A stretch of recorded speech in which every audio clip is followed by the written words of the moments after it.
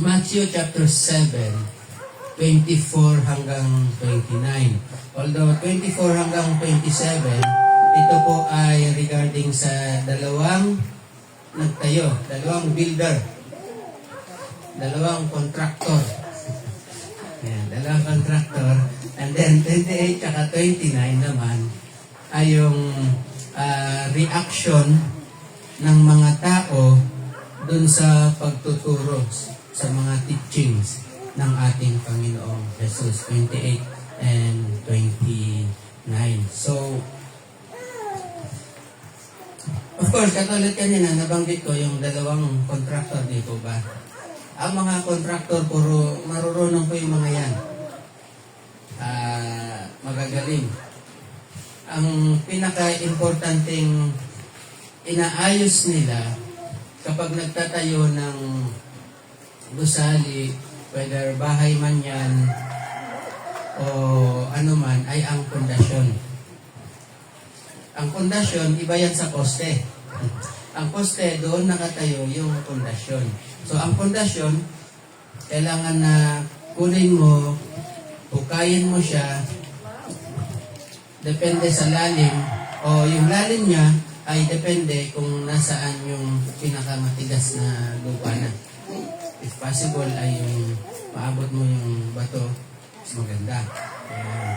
At yung pundasyon ay talagang inaayos yan. Hindi pwedeng basta-basta. Bakit?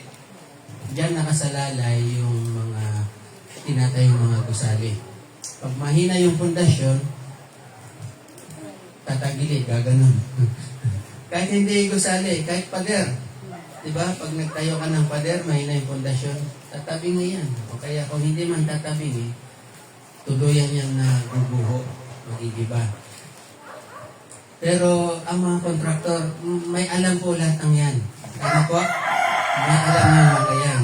Yun lang, meron tayong tinatawag na mga wise at saka foolish na kontraktor. Hindi wise as in wais. Iba yung wais. Yung wais, parang magulang yung mga yan eh. Ay, wais to, sabi niya, big sabihin, magulang ka. Okay? Pag sinabi mong foolish, hindi naman sa ito'y walang alam. Marurunong po yung mga yan. Foolish lang kasi kahit na alam nila na mahina, alam nila na substandard, itatayo pa rin nila. Kaya sila naging foolish. Pero wais,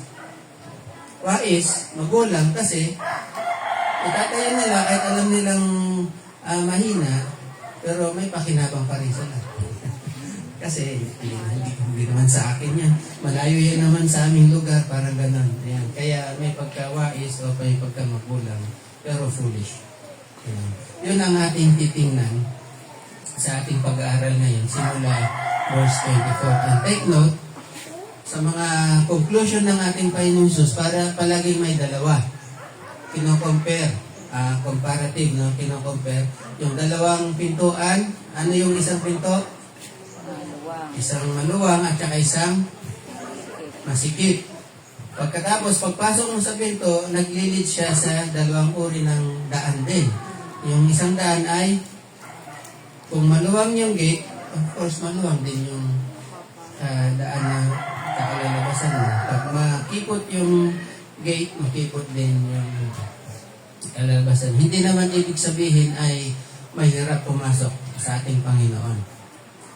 Hindi naman ibig sabihin mahirap pumasok sa kaharian ng Diyos. Kasi sabi nga ng Panginoon Jesus, ay my yoke is easy and my burden is light. Ibig lang sabihin na makipot is pagpasok mo doon, may mga pagsubok, may mga difficulties kang haharapin. Okay, may mga restrictions din or may mga discipline na pwede mo pagdaanan. Hindi katulad ng maluwang, pwede kang gumulong-gulong doon. Pwede kayong magsabay-sabay na 5 o 10. Pero dito sa masikip, baka ikaw lang mag-isa ang doon. Okay? Pero ang destination naman yan ay buhay na walang hanggan. Okay? And then yung pangatlo, ay yung dalawang uri ng bunga o dalawang uri ng puno. Ang isang puno na nagbibigay ng magandang bunga at isang puno na nagbibigay ng pangit na bunga. Okay? Of course, binigyan ng Panginoon Jesus ng emphasis yung puno na ang bunga ay hindi maganda. Dahil ang bunga daw na hindi maganda, ang puno na hindi maganda yung bunga, pinuputol at sinusunog. At ang sabi nga ng Panginoon Jesus doon is, dito mo makikilala, doon sa mga bunga na ito, dito mo makikilala kung sino yung mga totoong lingkod ng Diyos at yung kung sino ang mga bulaan na propeta. Sa bunga mo sila makikita. Bakit sa bunga? Kasi pareho din yung tinuturo nila. Pareho din yung Biblia na hawak nila, di ba? Minsan nga mas maganda pa yung Biblia na hawak nila. Sa atin ganito. Pero hindi naman sa Biblia kasi nakabase. Kundi yung pagbabago ng Diyos sa buhay ng isang tao, nakikita sa kanyang mga ginagawa. Tama? Tama. Okay. And then this time, ang ating titingnan is yung dalawang nagtayo ng bahay. So ano ba yung mga lesson na gusto na isituro ng Panginoon Jesus sa atin? Ano ba yung bahay na itinayo? Hindi naman kasi ito literal na bahay eh. Tama? So ano yung bahay? Ano yung pundasyon? At bakit sino yung wise, sino yung foolish na nagtayo? Okay? So verse 24,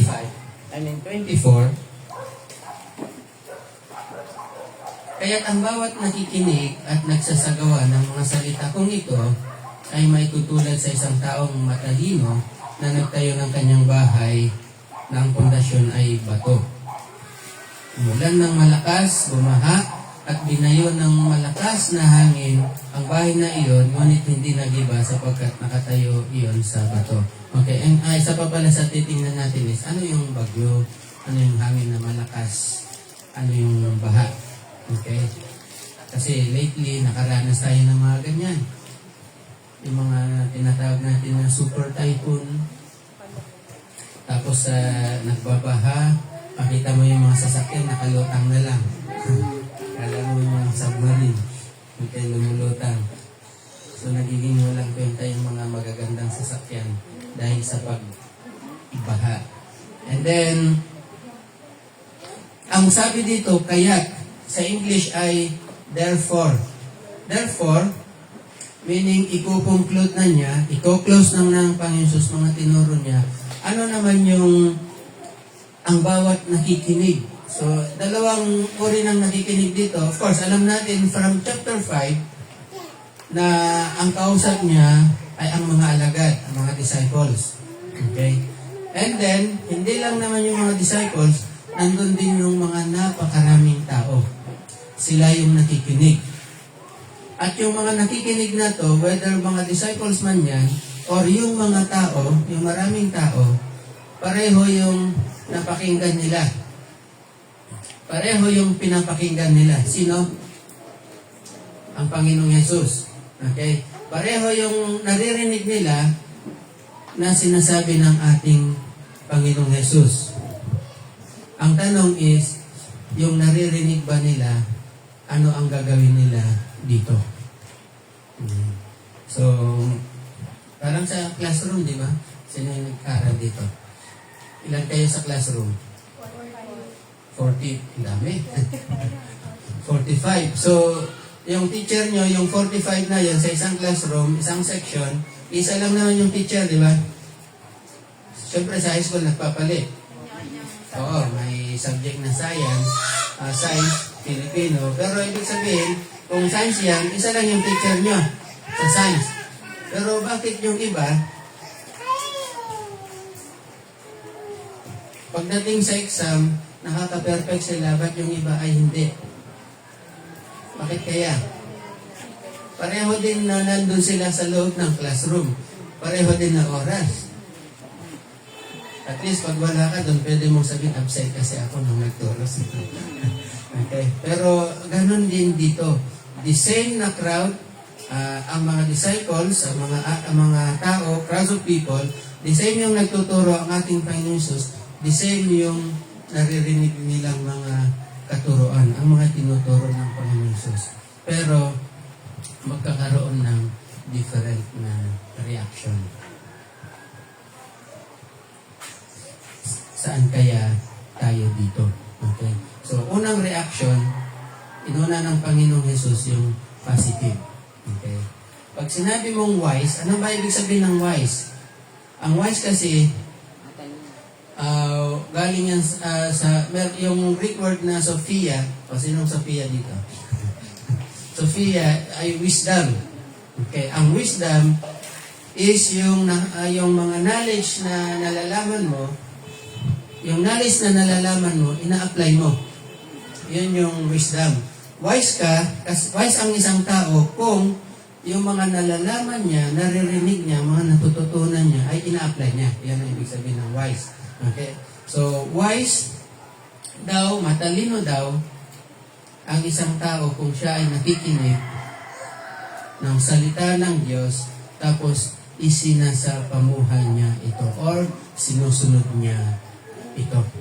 Okay, yung mga naririnig niya patungkol sa salita ng Diyos, yung mga pangangaral natin every Sunday, yung mga nababasa natin sa ating mga scripture reading, pag yun ay isinasapamuhay mo, isinasa puso mo, wise ka daw, sabi ng Panginoon Jesus.